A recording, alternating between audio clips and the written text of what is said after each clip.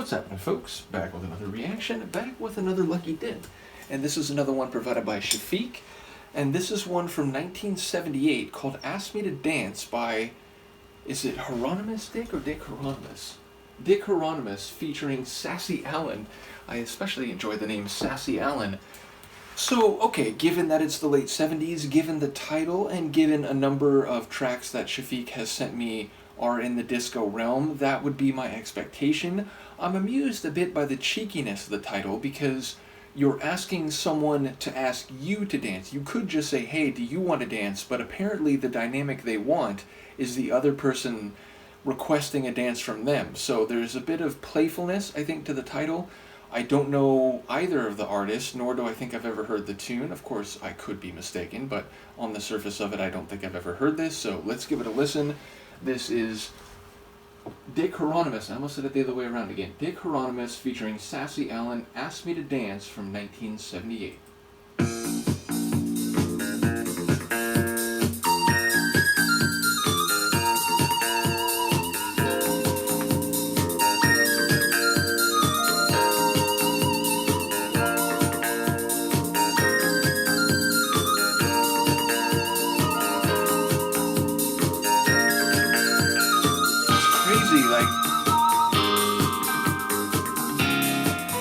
There's a bit of jazzy feel, but also that look so good tonight. You're looking me over alright. I feel so fine tonight, Mr. Right. You're inside right now.